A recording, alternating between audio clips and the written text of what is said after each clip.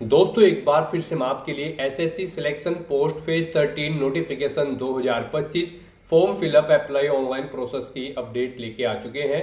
कैसे आप SSC selection post phase 13 के लिए 2423 वैकेंसीज के लिए अपने फॉर्म अप्लाई कर सकते हो।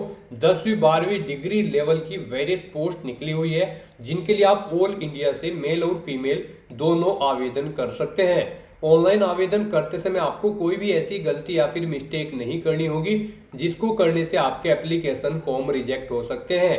अप्लाई करते समय आपको कुछ महत्वपूर्ण बातों का भी ध्यान रखना होगा, तभी आपके आवेदन फॉर्म सक्सेसफुली सबमिट किए जाएंगे। अप्लाई करते समय आपको अपने फोटोग्राफ, सिग्नेचर, डॉक्यूमेंट्स कैसे अपलोड करने होंगे, कैसे आप अपना लाइव फोटो कैप्चर करोगे, कैसे यहाँ पर आप अपना आधार फेस ऑथेंटिकेशन करोगे, कंप्लीट जानकारी आपको यहाँ पर दी जाएगी। और कैसे आप फीस पेमेंट करते हुए रजिस्ट्रेशन से लेकर प्रिंट तक अपने फॉर्म अप्लाई करोगे, क्वालिफिकेशन की डिटेल आप कैसे फिल करोगे, कैसे आप अपने एग्जामिनेशन सेंटर चुनोगे। पूरी जानकारी के लिए आपको ये वीडियो शुरू से लेके एंड तक बिना स्किप किए हुए देखनी होगी। इस वीडियो को कंप्लीटली देखने पर ही आपके सभी सवाल और डाउट क्लियर होंगे। तो चलिए दोस्तों बिना कोई वक्त कमाए शुरू करते हैं SSC selection post page 13 online form fill up की पूरी जानकारी। फॉर्म भरने से पहले आपको हमारी वेबसाइट IND सरकारी नौकरी के इस पेज पर विजिट करना होगा, जिसका लिंक आपको नीचे description plus first comment box में मिल जाएगा। और हमारे इस पेज पर विजिट करके आप यहां से एसएससी सिलेक्शन पोस्ट पेज 13 के लिए अप्लाई कर सकते हो।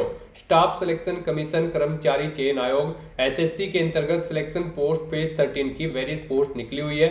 2423 वैकेंसी जहां पर निकली हुई है। लास्ट डेट ऑनलाइन आवेदन करने की 23 जून 2025 है। आवेदन करने का आपके पास सुनहरा अवसर है।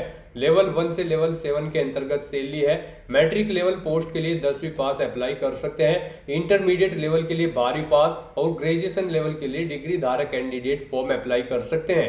18 से 25, 27, 30 वर्ष आपकी आयु सीमा है। फीस जनरल ओबीसी कैटेगरी के लिए 100 रुपये है। SC/ST फीमेल ESM को फीस जमा नहीं करनी होगी। ऑनलाइन या ऑफलाइन मोड से भी आप फीस पेमेंट कर सकते हो।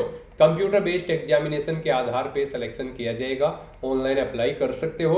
ऑल ओवर इंडिया से अप्लाई कर सकते हो। ssc.gov.in की ऑफिशियल वेबसाइट है, जिसके माध्यम से आपको फॉर्म अप्लाई कर लेना होगा। इंपोर्टेंट लिंक सेक्शन के अंतर्गत ऑफिशियल नोटिफिकेशन PDF लिंक पर क्लिक करके आप इसकी ऑफिशियल PDF डाउनलोड कर सकते हो। इसमें आप देख सकते हो सिलेक्शन पोस्ट के लिए यहाँ पर आपको डेट दे दी गई है आवेदन करने की, साथ ही साथ कंप्यूटर बेस्ड एग्जाम की डेट आपको यहाँ पर दी गई है। उसके बाद में यहाँ पर आप जैसे इस PDF को स्क्रॉल डाउन करोगे तो यहाँ पर आपको इसमें nationality, citizenship, qualification, age limit की जानकारी आपको कैटेगरी वाइज यहाँ पर दे दी गई है। किस कैटेगरी को कितनी आयु सीमा में छूट दी जा रही है, एज रिलैक्सेशन भी आप यहाँ से चेकआउट कर सकते हो। साथ ही साथ यहाँ पर आपको सिलेक्शन क्राइटेरिया के अंतर्गत एग्जाम पैटर्न और सिलेबस की भी कंप्लीट जानकारी दे दी गई है। यहाँ पर आप सब्जेक्ट वाइज पूरा सिलेबस रीड आउट कर सकते हो। एग्जाम सेंटर की लिस्ट दे दी गई है और हाउ टू अप्लाई का कंप्लीट प्रोसीजर आपको स्टेप बाय स्टेप दिखाया गया है कि कैसे आपको यहाँ पर अपना फॉर्म अप्लाई करना होगा। तो अप्लाई करने से पहले आपको नोटिफिकेशन की PDF पूरा पढ़ना अनिवार्य है। इसको पूरा पढ़ने से ही आपके सभी सवाल और डाउट क्लियर होंगे। PDF रीड आउट करने के बाद में आपको अप्लाई ऑनलाइन लिंक पर क्लिक करना होगा, तो आपके सामने ऑनलाइन आवेदन करने का ये ऑफिशियल पोर्टल ओपन हो जाएगा। गाइस यहाँ पर आने के बाद आपको इस वेबसाइट के टॉप पर ही लॉगिन और रजिस्टर की ये टैब दी गई है। आपको इस पर क्लिक करना है। उसके बाद आपके सामने ये पॉपअप शो होगा। यहाँ पर अगर आपने पहले से रजिस्ट्रेशन कर रखा है और अपनी आधार इनेबल प्रोसेस कंप्लीट कर रखी है तो यहाँ पर बस अब आपको अपना रजिस्ट्रेशन नंबर एंटर करना है, अपना पासवर्ड आपको एंटर करना है, ये कैप्चा कोड आपको यहाँ पर एंटर करना है और लॉगिन की इस टैब पर क्लिक करते हुए आपको अपने डैशबोर्ड में लॉगिन कर लेना है और वहां से अपना फॉर्म अप्लाई करना है। गाइस हम आपको बता दें यहाँ पर SSC ने आधार इनेबल प्रोसेस कर दिया है। जी हाँ दोस्तों, यहाँ पर अब आपको अपना आधार वेरीफाई करना मस्ट है। बिना उसके यहाँ पर अब आप SSC की किसी भी भर्ती के लिए फॉर्म अप्लाई नहीं कर पाओगे। तो अगर आपने अपनी आधार प्रोसेस कंप्लीट कर रखी है तो आप लॉगिन करके फॉर्म अप्लाई कर सकते हो। और अगर आप SSC की किसी भी भर्ती के लिए फर्स्ट टाइम अप्लाई करने जा रहे हो या फिर आप नए सिरे से रजिस्ट्रेशन करना चाहते हो तो यहाँ पर आपको न्यू यूजर रजिस्टर नाउ का ये लिंक दिया गया है, आपको रजिस्टर नाउ के इस लिंक पर क्लिक करना है। उसके बाद आपके सामने यहाँ पर रजिस्ट्रेशन का प्रोसेस स्टार्ट हो जाएगा। यहाँ से आप अपना एसएससी की वेबसाइट पर वन टाइम रजिस्ट्रेशन कर सकते हो। यहाँ पर आने के बाद हम आपको बता दें, आपको 4 स्टेप कंप्लीट करने हैं, आपका ओटीआर कंप्लीट हो जाएगा। सबसे पहले यहाँ पर आपको अपनी पर्सनल डिटेल देनी है, फिर आपको अपना पासवर्ड यहाँ पर क्रिएट करना है, अपनी एडिशनल डिटेल देनी है, उसमें आपको अपनी नेशनलिटी, एड्रेस और एजुकेशनल क्वालिफिकेशन की डिटेल देनी होगी। फिर यहाँ पर आपको अपनी डिटेल्स को डिक्लेयर करते हुए अपना रजिस्ट्रेशन कंप्लीट कर लेना है। तो इन 4 स्टेप्स को कंप्लीट करते हुए यहाँ पर आपको अपना ओटीआर कंप्लीट करना है। उसके लिए यहाँ पर अब आपको कंटिन्यू की स्टेप पर क्लिक कर देना है। जैसे ही आप स्टेप पर क्लिक करेंगे, आपके सामने यहाँ पर रजिस्ट्रेशन का फॉर्म स्टार्ट हो जाएगा। यहाँ पर अब आपको सबसे पहले अपनी पर्सनल डिटेल देनी है। इसमें यहाँ पर सबसे पहले आपको ऑप्शन दिया गया है, क्या आपके पास यहाँ पर आधार कार्ड है। यहाँ पर एसएससी ने अब भर्तियों के लिए आधार कार्ड मस्ट कर दिया गया है। आधार प्रोसेस आपको इनेबल कर लेनी है। तो अगर आपके पास आधार है तो आप यस ऑप्शन सेलेक्ट करेंगे। और गाइस यहाँ पर अगर आपके पास आधार नहीं है उसके लिए भी ऑप्शन है। अगर यहाँ पर आपके पास आधार नहीं है तो आप नो ऑप्शन सेलेक्ट करेंगे। फिर यहाँ पर आपको अपने कुछ डॉक्यूमेंट्स अपलोड करने होंगे, जैसे कि यहाँ पर आपको अपना नेम प्रूफ डॉक्यूमेंट अपलोड करना होगा। उसमें आपको अपना Aadhaar card, voter ID card, PAN card, driving licence, government ID card या फिर गवर्नमेंट सर्विस आइडेंटिटी कार्ड आपको अपलोड करना होगा, या फिर आपका पेंशन कोई डॉक्यूमेंट, पेंशन डॉक्यूमेंट भी आप अपलोड कर सकते हैं। आप चूज फाइल बटन पर क्लिक करें, फाइल को सिलेक्ट करें और इनमें से कोई भी डॉक्यूमेंट आप अपना अपलोड कर दें। उसके बाद यहाँ पर आपको अपना date of birth proof certificate upload करना है। इसमें आपका बर्थ सर्टिफिकेट हो सकता है, स्कूल लिविंग सर्टिफिकेट हो सकता है, certificate of date of issued by gazetted officer, या फिर आधार कार्ड यहाँ पर आपको अपलोड करना है। चूज फाइल के इस ऑप्शन पर क्लिक करते हुए उसके बाद यहाँ पर आपको अपना एड्रेस प्रूफ अपलोड करना होगा। यहाँ पर ये डॉक्यूमेंट आपको उन केस में अपलोड करने हैं अगर आपके पास आधार नहीं है। एड्रेस प्रूफ में आपको अपना आधार कार्ड या फिर वोटर आईडी कार्ड या फिर ड्राइविंग लाइसेंस या फिर बैंक की स्टेटमेंट यहाँ पर आपको अपलोड कर देनी है, या फिर रेंट का एग्रीमेंट या फिर इनकम टैक्स असेसमेंट ऑर्डर यहाँ पर आप अपलोड कर सकते हैं। चूज फाइल के इस बटन पर क्लिक करते हुए उसके बाद यहाँ पर आपको अपना फोटो अपलोड करना है। चूज फाइल के बटन पर क्लिक करते हुए फिर यहाँ पर आपको अपना जेंडर प्रूफ अपलोड करना है। जेंडर प्रूफ में आपका आधार कार्ड हो सकता है, वोटर आईडी कार्ड हो सकता है, बर्थ सर्टिफिकेट हो सकती है, या फिर आपका स्कूल लिविंग सर्टिफिकेट हो सकता है। यहाँ पर अगर आपके पास आधार नहीं है तो आपको इन सारे डॉक्यूमेंट्स को यहाँ पर अपलोड करना होगा। बेस्ट है यहाँ पर आपके पास आधार है तो आप आधार की डिटेल दें। यहाँ पर मोस्टली इंडिया में सभी के पास अब आधार अवेलेबल है, तो यहाँ पर आपको यस का ऑप्शन सेलेक्ट करना है, do you have a Aadhaar card में। और उसके बाद यहाँ पर गाइड आपको अपना आधार नंबर यहाँ पर एंटर करना है। वही नंबर एक बार फिर से आपको एंटर करके उसे वेरीफाई कर लेना है। और फिर यहाँ पर गाइज आपको इस चेकबॉक्स को ओके करना है। इस I hereby state that I no objection इन डिटेल्स को रीड करने के बाद यहाँ पर अगर आप अपना ओटीपी सुनना चाहते हैं तो स्विच टू हिंदी या फिर इंग्लिश, जिस भी लैंग्वेज में आप चाहते हैं यहाँ पर उस पर क्लिक करके उसे स्विच कर ले। और फिर आप इस ऑप्शन पर क्लिक करते हुए, जी हाँ दोस्तों, इस माइक के ऑप्शन पर क्लिक करते हुए आप अपना ओटीपी सुन ले और फिर उसे यहाँ पर एंटर कर दे।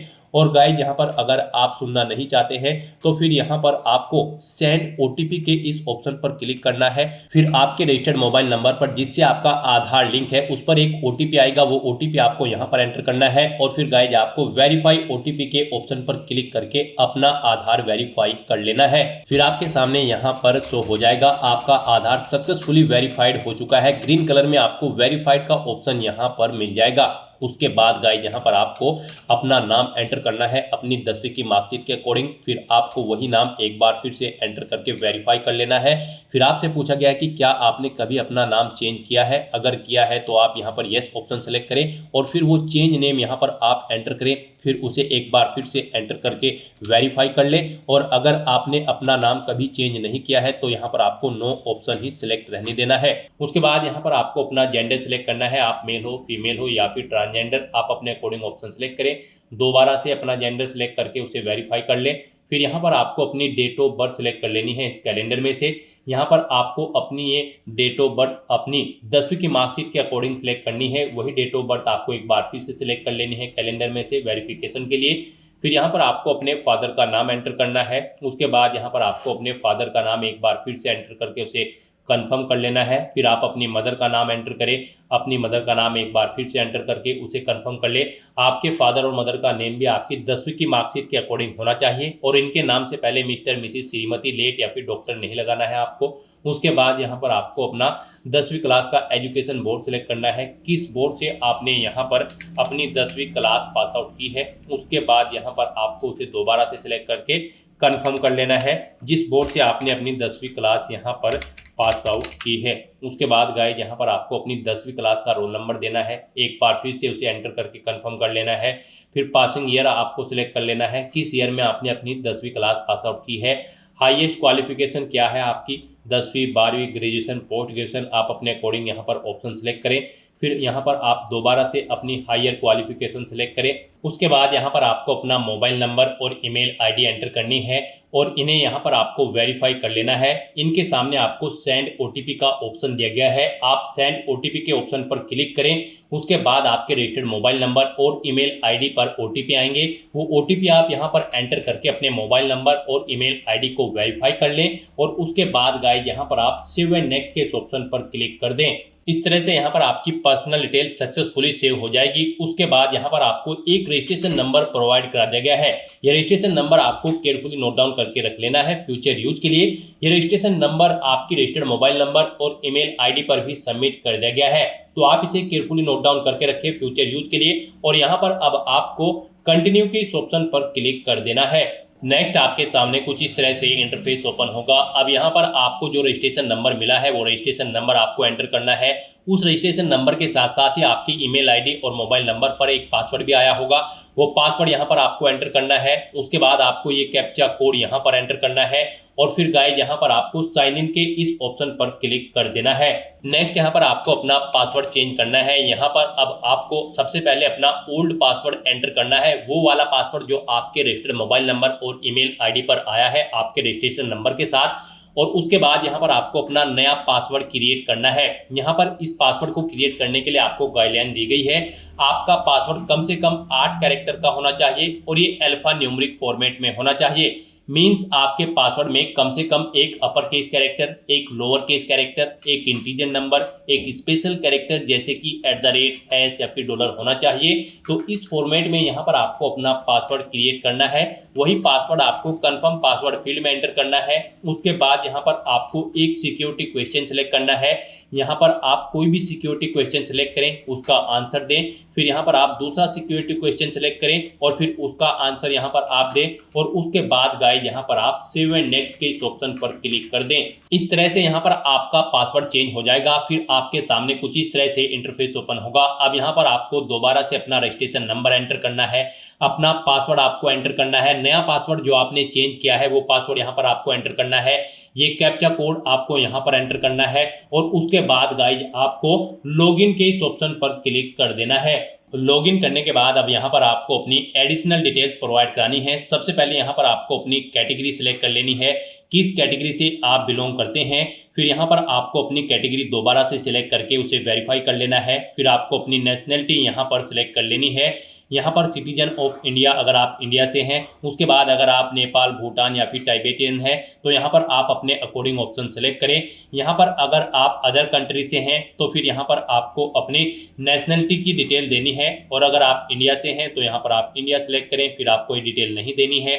उसके बाद यहाँ पर आपसे पूछा गया है कि क्या आपकी बॉडी पर कहीं कोई कट या तिल का निशान है, तो उस पैलेस का नाम यहाँ पर आप एंटर करें, नहीं है तो यहाँ पर आप नो मार्क एंटर कर दें। उसके बाद आपसे पूछा गया है कि क्या आप PWBD कैंडिडेट हैं, अगर है तो यहाँ पर आप येस ऑप्शन सेलेक्ट करें और फिर अपनी डिसेबिलिटी का टाइप सेलेक्ट करें और फिर यहाँ पर आपको अपना डिसेबिलिटी सर्टिफिकेट नंबर देना होगा अगर आप PWBD कैंडिडेट हैं और अगर नहीं है तो यहाँ पर आप नो ऑप्शन सेलेक्ट करें, आगे की डिटेल आपको डिसेबल कर दी जाएगी। उसके बाद यहाँ पर आपको अपना परमानेंट एड्रेस एंटर करना है, फिर यहाँ पर आपको अपना परजेंट एड्रेस एंटर करना है और अगर आपका परजेंट एड्रेस आपके परमानेंट एड्रेस के अकॉर्डिंग सेम है तो यहाँ पर आप येस के इस ऑप्शन पर क्लिक करेंगे, ऑटोमेटिकली आपका परजेंट एड्रेस आपके परमानेंट एड्रेस के अकॉर्डिंग फिल हो जाएगा।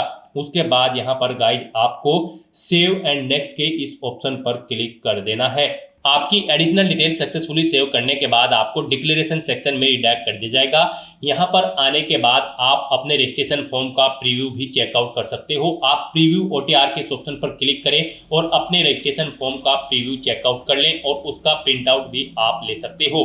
और फिर यहाँ पर अब गाइज आपको आई एग्री के चेकबॉक्स को ओके करना है और उसके बाद आपको डिक्लेयर के इस ऑप्शन पर क्लिक कर देना है। इस तरह से यहाँ पर आपका SSC one time registration successfully complete हो चुका है। आपको आपके डैशबोर्ड में डायरेक्ट कर दिया गया है। गाइज यहाँ पर आपको सिलेक्शन पोस्ट फेज 13 का ये सेक्शन मिल जाएगा। यहाँ पर आप चेकआउट कर सकते हो। आपका फॉर्म 2 जून 2025 से स्टार्ट हुआ है। लास्ट डेट 23 जून 2025 है। यहाँ पर आप फीस पेमेंट की डेट भी चेकआउट कर सकते हो। 24/6/2025 तक आप अपना फीस पेमेंट कर सकते हो। एप्लीकेशन फॉर्म में करेक्शन अगर आप करना चाहोगे तो फिर उसके लिए विंडो ओपन आपकी 28/6/2025 से 30/6/2025 के बीच में होगी। आप करेक्शन भी कर सकते हो। तो यहाँ पर आपको सिलेक्शन पोस्ट फेज 13 के सेक्शन में आने के बाद अप्लाई की इस टैब पर क्लिक करके अपना फॉर्म अप्लाई करना है SSC सिलेक्शन पोस्ट फेज 13 का। तो आप इस पर क्लिक करें अप्लाई की टैब पर। फिर यहाँ पर आपको कुछ जनरल इंस्ट्रक्शंस प्रोवाइड कराए गए हैं। आपको इन्हें केयरफुली रीड कर लेना है। पेज को नीचे स्क्रॉल डाउन करना है और उसके बाद यहाँ पर आपको फिल फॉर्म के इस ऑप्शन पर क्लिक कर देना है। नेक्स्ट आपके सामने कुछ इस तरह से इंटरफेस शो होगा। यहाँ पर आपको आपकी पर्सनल डिटेल शो कर दी गई है। ये नॉन एडिटेबल है, आप इसे एडिट नहीं कर सकते हो। ये डिटेल आपके रजिस्ट्रेशन से फैच कर ली गई है। रजिस्ट्रेशन टाइम पे आपने जो अपनी पर्सनल डिटेल प्रोवाइड कराई थी उसे यहाँ पर आपको शो कर दिया गया है। आपको सभी डिटेल्स चेक करनी है। पेज को नीचे स्क्रॉल डाउन करना है और नेक्स्ट के इस ऑप्शन पर क्लिक कर देना है। नेक्स्ट यहाँ पर आपको अपनी एडिशनल इन्फॉर्मेशन देनी है। यहाँ पर आपसे पूछा गया है कि क्या आप EX सर्विसमैन हैं या फिर आर्म फोर्स में आप सर्विस करते हैं। अगर करते हैं तो आप यहाँ पर यस ऑप्शन सेलेक्ट करें और फिर उसकी डिटेल दें। जैसे कि यहाँ पर आपको ज्वाइनिंग डेट देनी होगी आर्म फोर्सेस की और उसके बाद यहाँ पर अगर आप जॉब छोड़ चुके हैं डिस्चार्ज डेट यहाँ पर आपको देनी होगी, कब आपने जॉब छोड़ी है। लेंथ ऑफ सर्विस आपकी इन डेट के अकॉर्डिंग कैलकुलेट करके आपको शो कर दी जाएगी। और यहाँ पर इस तरह से आपको अपनी डिटेल देनी है। डेट ऑफ ज्वाइनिंग देनी है सिविल पोस्ट की, अगर आप सिविल पोस्ट पर कार्यरत थे। और अगर आप EX सर्विसमैन नहीं है आपको यहाँ पर नो ऑप्शन सेलेक्ट करना है, आगे की डिटेल नहीं देनी है। फिर आपसे पूछा गया कि क्या आप गवर्नमेंट एम्प्लॉय है, सेंट्रल गवर्नमेंट या फिर स्टेट गवर्नमेंट के। अगर है तो यहाँ पर आप यस ऑप्शन सेलेक्ट करें और फिर आप नेम ऑफ द मिनिस्ट्री या फिर डिपार्टमेंट या ऑर्गेनाइजेशन दें जहाँ पर आप कार्यरत थे। और अगर आप गवर्नमेंट एम्प्लॉय नहीं है तो यहाँ पर आपको नो ऑप्शन सेलेक्ट करना है। इस तरह से अपनी एडिशनल इन्फॉर्मेशन प्रोवाइड कराने के बाद फिर आपको यहाँ पर गाइड सेव एंड नेक्स्ट के इस ऑप्शन पर क्लिक कर देना है। नेक्स्ट यहाँ पर आपको अपने एग्जाम सेंटर सेलेक्ट करने हैं। यहाँ पर आपको 3 चॉइसेस दी गई हैं। आप अपनी चॉइस के अकॉर्डिंग यहाँ पर 3 एग्जाम सेंटर सेलेक्ट करें। जिसे आप फर्स्ट नंबर पर प्रेफरेंस देना चाहते हैं उसे यहाँ पर आप फर्स्ट नंबर पर सेलेक्ट करें। जिसे सेकंड और थर्ड पर रखना चाहते हैं उसे यहाँ पर आप सेकंड और थर्ड पर सेलेक्ट कर ले। फिर यहाँ पर आपसे पूछा गया है कि क्या आप person with benchmark disability candidate है और आपकी डिसेबिलिटी 40% से अबव है। यहाँ पर ये ऑप्शन आपके सामने डिसेबल कर दिए जाएंगे अगर आपने रजिस्ट्रेशन टाइम पर PWD कैंडिडेट में नो ऑप्शन सेलेक्ट किया होगा। यहाँ पर आपको ये ऑप्शन डिसेबल्ड कर दी जाएंगे, आप इनमें सेलेक्ट नहीं कर पाओगे। और अगर आप बेंचमार्क डिसेबिलिटी कैंडिडेट हैं और आपने रजिस्ट्रेशन टाइम पर यस ऑप्शन सेलेक्ट किया था तो फिर आपके सामने ये ऑप्शन यहाँ पर इनेबल कर दिए जाएंगे।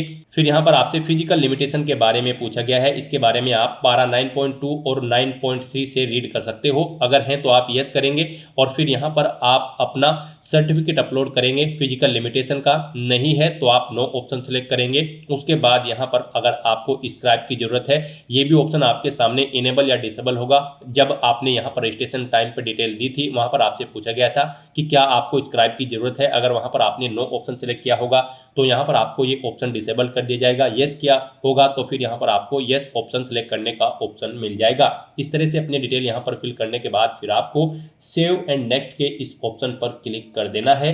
नेक्स्ट यहाँ पर आपको अपनी पोस्ट की डिटेल प्रोवाइड करानी है। यहाँ पर आपको रीजन सेलेक्ट करना है, जिस रीजन में आप पोस्ट के लिए अप्लाई करना चाहते हैं। उसके बाद यहाँ पर आपको पोस्ट कोड सेलेक्ट करना है, जिस पोस्ट के लिए आप अप्लाई करना चाहते हैं। फिर यहाँ पर आपको आपकी पोस्ट का नाम आपके इस पोस्ट कोड के अकॉर्डिंग शो कर दिया जाएगा। ये पोस्ट कोड और पोस्ट के नाम की डिटेल्स आप ऑफिशियल नोटिफिकेशन में से चेकआउट कर सकते हो। यहाँ पर ऑफिशियल नोटिफिकेशन में आप एनेक्जर 3 में आकर चेकआउट कर सकते हो। यहाँ पर आपको रीजन का नाम दिया गया है, पोस्ट का कैटेगरी नंबर दिया गया है यानी कि पोस्ट कोड। फिर यहाँ पर आपको पोस्ट का नाम दिया गया है, यहाँ पर आपका पोस्ट कोड ये रहेगा, पोस्ट कैटेगरी नंबर, फिर आपको डिपार्टमेंट का नाम दिया गया है, किस डिपार्टमेंट में ये पोस्ट निकली है, आयु सीमा कितनी है वो बता दी गई है, कितनी सैलरी आपको दी जाएगी, क्या यहाँ पर आपकी क्वालिफिकेशन होनी चाहिए इस पोस्ट के लिए, कौन सी कैटेगरी के लिए कितनी नंबर ऑफ वैकेंसीज है, ये पूरी डिटेल यहाँ पर आपको ऑफिशियल नोटिफिकेशन में दे दी गई है। यहाँ से आप पूरी डिटेल चेकआउट करें और उसके अकॉर्डिंग यहाँ पर आप अपना रीजन सेलेक्ट करें और फिर यहाँ पर आप पोस्ट कोड सेलेक्ट करें, उसके अकॉर्डिंग यहाँ पर आपको पोस्ट का नाम शो कर दिया जाएगा। फिर आपको यहाँ पर आपकी क्वालिफिकेशन भी इस पोस्ट के अकॉर्डिंग शो कर दी जाएगी जो रिक्वायर्ड है। फिर यहाँ पर आपको अपनी कैंडिडेट की क्वालिफिकेशन देनी है, यहाँ पर आपको अपनी हाईएस्ट क्वालिफिकेशन सेलेक्ट करनी है, यानी कि अगर आपने ग्रेजुएशन या फिर पोस्ट ग्रेजुएशन कर रखी है तो वो यहाँ पर आपको सेलेक्ट करना होगा। हाँ 10वीं या फिर 12वीं कर रखी है तो आपको सेलेक्ट कर लेनी होगी, तो यहाँ पर आपको अपनी हाईएस्ट क्वालिफिकेशन सेलेक्ट कर लेनी है। फिर यहाँ पर indicate detail of any other educational qualification relevant to the post if required by you, यहाँ पर आप डिटेल दे सकते हैं अगर आपके पास इस पोस्ट से रिलेटेड कोई और एजुकेशनल क्वालिफिकेशन है तो उसकी डिटेल यहाँ पर आप दे सकते हैं, और नहीं देना चाहते हैं तो आप इस कॉलम को खाली छोड़ सकते हैं। फिर यहाँ पर आपको इसेंशियल क्वालिफिकेशन बता दी गई है, आपने जो पोस्ट ऊपर सेलेक्ट की है पोस्ट कोड के अकॉर्डिंग उसकी जो भी इसेंशियल क्वालिफिकेशन होगी वो यहाँ पर आपको शो कर दी जाएगी। फिर यहाँ पर आपसे पूछा गया है कि यहाँ पर आपको read the above post related requirement, आपने जो ऊपर पोस्ट सेलेक्ट की है उसके लिए जो रिक्वायरमेंट्स है आप उसे फुलफिल करते हैं, यानी कि आप उसको कंप्लीट करते हैं, तो आपको चेकबॉक्स को ओके कर देना है, यानी कि ये क्वालिफिकेशन आपके पास है। फिर यहाँ पर आपसे पूछा गया है कि क्या आपके पास रिक्वायर्ड इसेंशियल क्वालिफिकेशन है जिस पोस्ट के लिए आप अप्लाई करने जा रहे हो, तो यहाँ पर आपको येस ऑप्शन सेलेक्ट करना है। फिर यहाँ पर आपसे पूछा गया कि क्या आपको रिक्वायर्ड एक्सपीरियंस भी है, अगर उस पोस्ट पर अप्लाई करने के लिए एक्सपीरियंस रिक्वायर्ड है तो क्या आपको वो एक्सपीरियंस है, तो यहाँ पर भी आपको येस ऑप्शन सेलेक्ट करना होगा अगर उस पोस्ट के लिए एक्सपीरियंस रिक्वायर्ड है। और फिर आपको अपने एक्सपीरियंस की डिटेल देनी होगी, जैसे कि किस ऑर्गेनाइजेशन में आप कार्यरत थे, अपनी डेजिग्नेशन दे, किस पोस्ट पर आप कार्यरत थे, नेचर ऑफ ड्यूटी यहाँ पर दे, डेट सेलेक्ट करें कब से कब तक आप यहाँ पर कार्यरत थे, और इस तरह से यहाँ पर आप अपने एक्सपीरियंस की डिटेल प्रोवाइड करा दें। और अगर आप एक से ज़्यादा जगह कार्यरत थे तो आप ऐड मोर के ऑप्शन पर क्लिक करें, सेम ऐसी ही एक और कॉलम की रो यहाँ पर आपके सामने ऐड हो जाएगी, उसमें आप अपने एक्सपीरियंस की डिटेल प्रोवाइड करा दें। और अगर ऊपर दी गई पोस्ट के लिए एक्सपीरियंस रिक्वायर्ड नहीं है तो फिर यहाँ पर आपको नॉट एप्लीकेबल का ऑप्शन सेलेक्ट कर लेना है। फिर यहाँ पर आपसे पूछा गया है कि क्या आप एज में रिलैक्सेशन चाहते हैं, अगर चाहते हैं तो आप यस ऑप्शन सेलेक्ट करें, और फिर यहाँ पर आप अपना रिलेक्शन कोड सेलेक्ट कर लें, और नहीं चाहते हैं तो यहाँ पर आपको नो ऑप्शन सेलेक्ट कर लेना है।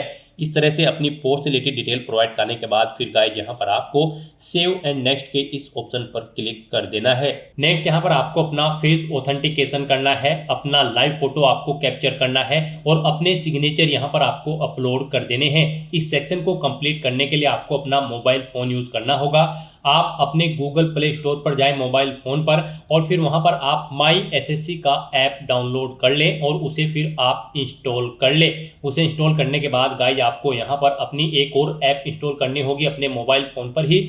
जी हाँ दोस्तों, आपको अपने मोबाइल फ़ोन के गूगल प्ले स्टोर में आधार फेस आरडी का ये ऐप भी इंस्टॉल कर लेना है। डाउनलोड करने के बाद अपने मोबाइल फ़ोन में माई एसएससी ऐप इंस्टॉल करने के बाद फिर आपको उसे ओपन करना है। उसके बाद आपके सामने यहाँ पर कुछ इस तरह से इंटरफेस ओपन होगा। यहाँ पर आने के बाद गाइज आपको लॉगिन/रजिस्टर की इस टैब पर क्लिक कर देना है। उसके बाद आपके सामने यहाँ पर लॉगिन का पॉपअप ओपन हो जाएगा। अब यहाँ पर आने के बाद आपको अपना यूजर नेम एंटर करना है और उसके बाद आपको अपना पासवर्ड एंटर करना है। आपको ये यूजर नेम और पासवर्ड वही एंटर करना है जो आपने एसएससी की वेबसाइट पर वन टाइम रजिस्ट्रेशन करते हुए क्रिएट किया था। उसके बाद आपको ये कैप्चा कोड यहाँ पर एंटर करना है और फिर गाइज आपको लॉगिन की इस टैब पर क्लिक करते हुए अपने डैशबोर्ड में लॉगिन कर लेना है।